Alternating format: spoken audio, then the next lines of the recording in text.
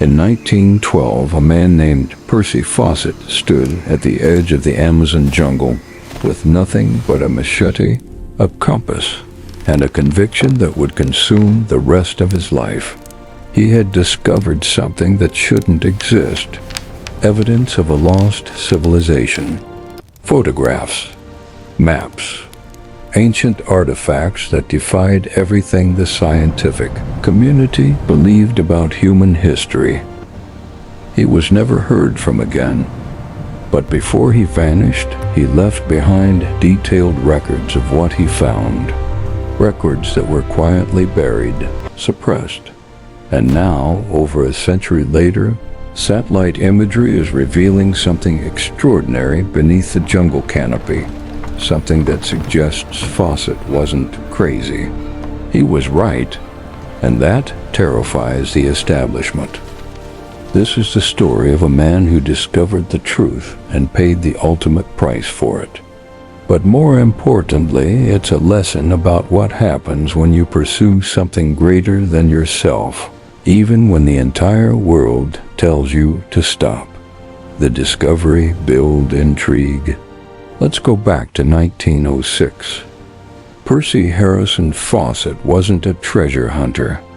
He was a British surveyor and cartographer, a man of science, precision, and meticulous observation. He worked for the Royal Geographic Society, one of the most prestigious institutions in the world. His job was to map unmapped territories, to document the world as it actually was, not as people imagined it to be. In 1906, Fawcett traveled to Brazil on a routine expedition, but something changed when he arrived in the remote regions of the Amazon. Local indigenous peoples, people whose ancestors had lived in these jungles for thousands of years, began telling him stories about a great city, a civilization of builders and architects that existed long before the Europeans arrived. Most expeditions dismissed these accounts as myth, folklore, the imaginings of people without written history. But Fawcett was different. He listened. He asked questions. He cross-referenced the accounts with geological surveys, with ancient artifacts he discovered, with the landscape itself. And over the course of several expeditions between 1906 and 1912, a picture began to emerge. There was a city, not a small settlement. A city with monuments, with infrastructure, with evidence of sophisticated engineering. Fawcett called it the lost city of El Dorado, and he had proof. In letters to the Royal Geographic Society, Fawcett documented his findings with the precision of a scientist. He described massive earthworks, pottery with distinctive markings, stone structures that suggested knowledge of architecture and planning. He sketched maps. He noted GPS coordinates well, the equivalent of the time. He collected artifacts, and he published his findings. The response was silence, then ridicule. Scientists questioned his observations. Newspapers mocked him. The establishment closed ranks. Here's what's important to understand. Fawcett wasn't an eccentric. He wasn't a conspiracy theorist. He was a respected surveyor presenting evidence to the scientific institutions that employed him. But what he was threatening was the dominant narrative of human civilization. If Fawcett was right, if there was a sophisticated civilization in the Amazon that had been completely erased from history, then everything changed. It meant the standard story that civilization only developed in certain parts of the world, that European discovery and development was uniquely advanced. That story crumbled. And institutions don't like their stories crumbling. In 1925, at age 58, Fawcett decided to do something extraordinary. He was going to find the city himself, and he was going to prove it to the world. He couldn't get funding from the institutions that had rejected his work, so he funded the expedition himself. He convinced his eldest son, Jack, to join him, and he organized a small team to venture into one of the most dangerous places on Earth. The Amazon in 1925 was a death sentence for the unprepared. Disease, starvation, indigenous conflicts. Getting lost in a jungle where the canopy blocked out the sun was a realistic way to disappear forever. But Fawcett went anyway. Think about that for a moment. He wasn't a young man seeking glory. He was a 58-year-old who had already achieved respectability and success. He had a comfortable life back in England, a family waiting for him. He went because he couldn't not go. This is the essence of what the Stoics understood about human nature. We are driven not by comfort or safety, but by something deeper, by purpose, by the need to pursue truth, even when it costs us everything. Marcus Aurelius, the Roman philosopher-emperor, wrote, "You have power over your mind, not outside events. Realize this, and you will find strength." Fawcett had power over one thing, his choice to continue, and he chose to continue. His final expedition left in December 1925. For months, they trekked through uncharted jungle. Fawcett sent back correspondence documenting their progress. He was getting closer. He could feel it. The landscape matched his predictions. The artifacts they were finding matched the descriptions. They were on the verge of something monumental. On May 29, 1925, Fawcett sent one final message back to civilization. "We hope to enter the valley of the Amazon in a few days. The main objective of the expedition will then be in sight." Then nothing. For 70 years, one of the greatest mysteries of the modern era was simply, what happened to Percy Fawcett? Search expeditions were organized. Some found evidence. Rumors circulated that he'd been captured by indigenous tribes, that he'd settled in the jungle voluntarily, that he'd gone insane, that he'd found the city and chose to keep it secret to protect it from exploitation. But the truth remained elusive. The Stoic lesson: embrace uncertainty. Here's what strikes me about Fawcett's story and why it matters to us in 2026. He pursued his truth knowing he would likely not survive to see it validated. That's not optimism. That's not faith that things will work out. That's something far more powerful. That's acceptance of reality. The Stoic philosophers understood something we've mostly forgotten. Certainty is a luxury that rarely exists in life. When you're pursuing something meaningful, when you're challenging the status quo, when you're pursuing truth against institutional resistance, you accept the possibility of failure. You accept the possibility of erasure, but you do it anyway. Epictetus, an ancient Stoic slave philosopher, taught that we must distinguish between what is in our control and what is not. Fawcett couldn't control whether he would survive. He couldn't control whether the world would accept his findings. He couldn't control whether he'd be remembered or forgotten. What he could control was whether he pursued the truth, and he chose to pursue it. Now, here's where most people get this wrong. They think Stoicism is about accepting defeat, about resigning yourself to suffering, but that's a profound misunderstanding. Stoicism is about radical acceptance of reality combined with unwavering commitment to what matters. It's about understanding that the outcome is never guaranteed, that you might fail, that you might die, that the world might reject you, and doing it anyway, because the meaning isn't in the outcome. The meaning is in the pursuit itself. This is why Fawcett's story is so much more powerful than if he'd simply found the city and been celebrated.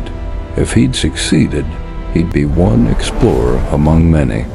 Instead, his commitment to truth, his willingness to stake everything on what he believed, his refusal to accept the narrative that was convenient for institutions, that makes him unforgettable. That makes him great. The evidence, scientific vindication. Here's where the story takes an unexpected turn. In 2003, nearly 80 years after Fawcett's disappearance, something remarkable happened. A satellite known as SRTM, the Shuttle Radar Topography Mission, began mapping the Earth's surface with unprecedented precision. It could peer through dense jungle canopy using radar technology that Fawcett never could have imagined. Scientists began analyzing the data from the Amazon region, and they found it. Not a mythical city, not speculation, physical evidence of massive pre-Columbian settlements, earthworks, geometric patterns, architectural layouts that could only have been created by a sophisticated civilization with advanced knowledge of engineering and urban planning. Thousands of them. In 2008, a team of researchers using LiDAR technology, a laser-based mapping system that penetrates jungle canopy, discovered over 1,000 previously unknown pre-Columbian settlements in the Brazilian Amazon. Settlements that Fawcett had been right about. Settlements that the scientific establishment had dismissed as impossible. The man they'd mocked. The man they'd erased from respectable society. The man who vanished into the jungle, he was right all along. His observations, his maps, his insistence that a sophisticated civilization had existed in the Amazon. All of it was validated by modern technology that existed only in science fiction when Fawcett died in that jungle. Think about that. The establishment didn't just dismiss him. They were so committed to their narrative that they couldn't see what was right in front of them. They had to wait for technology to catch up to his vision before they could accept reality. This is the power of pursuing truth against institutional resistance. You don't know when you'll be vindicated. You might never be vindicated in your lifetime. But if you're right, eventually the evidence catches up. The suppression, the uncomfortable truth. But here's what's fascinating and concerning about what happened after the LiDAR discoveries. The scientific community didn't celebrate the vindication of Fawcett's vision. In fact, something far more troubling occurred. Access to the discovered sites became restricted. Not all of them, but many. Researchers faced bureaucratic obstacles. Funding dried up. Some expeditions were canceled. The narrative shifted from Fawcett was right to these were simply primitive settlements, not the sophisticated civilization Fawcett described. The evidence was reinterpreted to fit the existing narrative rather than letting the narrative adjust to the evidence. This is what the establishment does. It's not malicious, necessarily. It's institutional momentum. It's the resistance of a system to admitting it was wrong. It's the protection of careers and reputations and funding priorities. The Stoics understood this aspect of human nature deeply. Marcus Aurelius noted that most people are not interested in truth. They're interested in comfort. They're interested in preserving the status quo. They're interested in protecting their position. This is why the person who pursues truth will almost always face resistance. It's not personal. it's structural. When you challenge the dominant narrative, whether it's about history, about science, about society, you're threatening the psychological comfort of everyone invested in that narrative. The institutions, the academics, the politicians, the corporations, they have a vested interest in the existing story remaining true. Fawcett didn't understand this at first. He thought if he presented evidence to the right institutions, they would accept it. He was naive about how power works. But over time he learned. He realized that institutions don't care about truth as much as they care about stability, about maintaining their authority. And that's when his mission shifted. It became less about convincing the establishment and more about ensuring that the truth was preserved, even if he wouldn't live to see it accepted. That's why he kept detailed records. That's why he documented everything meticulously. He was leaving a message for the future. Here's why Fawcett's story is relevant to you right now in 2026. We live in an age of unprecedented access to information. We have the internet. We have satellite imagery. We have AI analyzing data at scales humans never could. By all logic, we should have unprecedented clarity about reality. Instead, we have unprecedented confusion. We have competing narratives. We have institutions defending positions that evidence contradicts. We have access to information but less clarity about what's true. And we have fewer people willing to do what Fawcett did. Pursue truth when it's inconvenient, when it's unpopular, when it might cost them everything. Most of us are trapped in what the Stoics called the tyranny of opinion. We care too much about what others think. We're too concerned with fitting in, with being accepted, with maintaining our reputation within our institutions. So we compromise. We don't speak up. We don't pursue investigations that might threaten our career. We don't challenge narratives that benefit us to accept. But the Stoics taught something radical. Your opinion of yourself matters infinitely more than others' opinion of you. Seneca, another great Stoic philosopher, wrote, "There is nothing the busy man is less busied with than living. There is nothing harder to learn." In our pursuit of being accepted and successful within existing systems, we often forget to actually live. We forget to pursue what we actually believe. We forget to chase truth where it leads us, regardless of the consequences. Fawcett did something most of us will never do. He chose truth over comfort. He chose purpose over security. He chose to be driven by something greater than himself. And in doing so, he became unforgettable. Not because he found the city. We still don't know if he did. He became unforgettable because he was willing to die for what he believed. Now, you might think this story is about archaeology or history, but it's not. It's about you. In your life right now, you're facing your own version of this choice. Maybe you have an idea that challenges the way your industry operates. Maybe you see a problem that nobody else wants to acknowledge. Maybe you have a belief about what's true that contradicts what your institution, your company, your community is telling you. And you're scared of the consequences, of being marginalized, of losing your position, of being mocked, of disappearing into obscurity. The question Fawcett's story poses is, what are you willing to sacrifice for what you believe? The Stoic answer isn't sacrifice everything recklessly.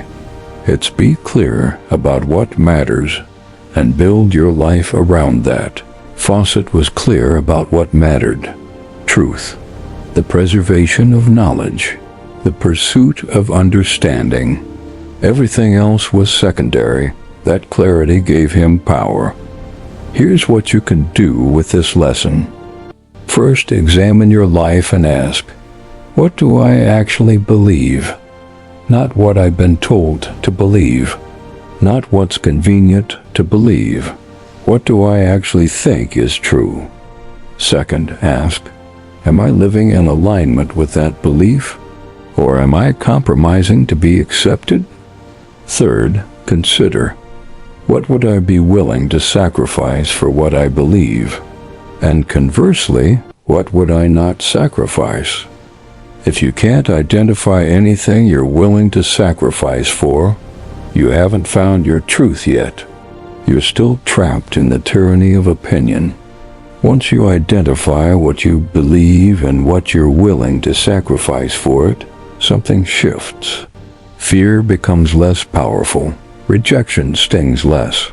Mockery bounces off because you know you're pursuing something real.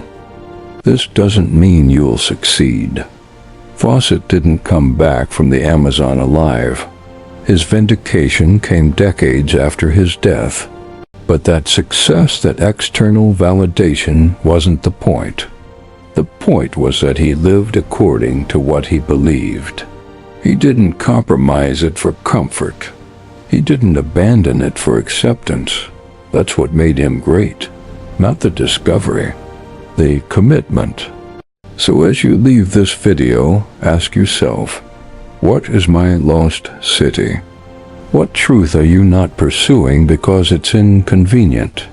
What belief are you compromising because institutions reject it? What part of yourself are you suppressing to fit in? The Stoic philosophers understood that a meaningful life isn't found in the comfort of the crowd. It's found in the pursuit of what you believe to be true, regardless of whether the world accepts it. Percy Fawcett vanished into the jungle in 1925. We may never know exactly what happened to him, but his legacy isn't a mystery. It's clear. He showed us that a human life is measured not by success or failure, but by commitment to truth. In a world that constantly pressures you to accept convenient narratives, to compromise your integrity for acceptance, to abandon your beliefs for security, that example is increasingly rare and increasingly powerful. Don't wait for the world to validate you. Don't wait for technology to catch up to your vision. Don't wait for institutions to accept what you know to be true. Live according to what you believe now, today, in this moment. That's not optimism. That's not faith. That's stoicism. That's wisdom. And that, ultimately, is the real lost city. Not a place hidden in the Amazon, but the person you could become if you had the courage to pursue your truth the way Percy Fawcett did.